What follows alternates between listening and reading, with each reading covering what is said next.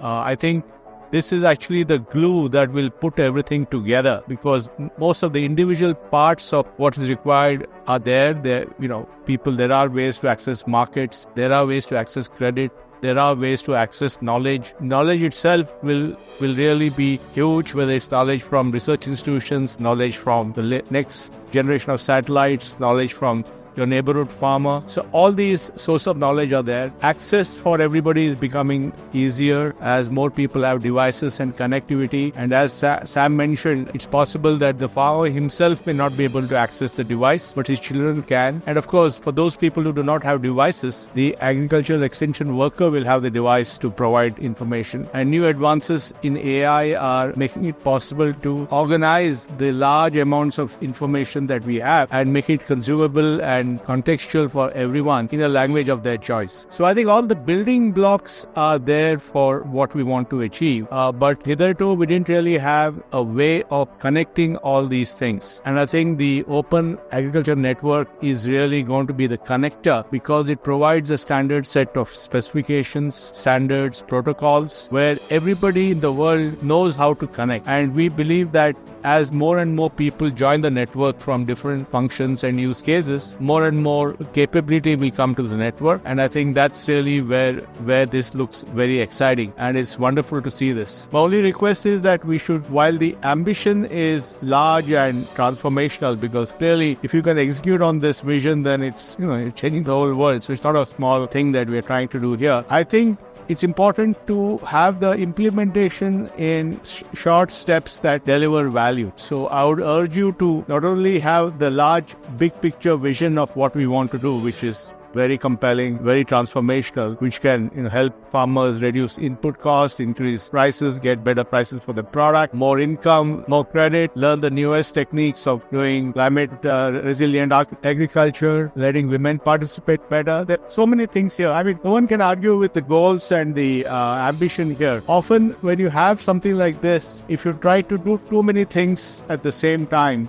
then you could end up not getting there. So my request to you is that even as you carve out this very exciting vision, identify implementation opportunities in the different countries we are in, whether it's Vistar in India or in Kenya or other countries in Africa or in Brazil or wherever. Actually identify opportunities to implement these open networks and demonstrate on the ground value so that farmers and others actually get benefit out of that. And once we're able to show multiple such value propositions, then this will have a natural growth as more and more people realize the power of the idea. So my only suggestion is that please spend time in actually identifying things we can do. And we can't solve everything in one shot.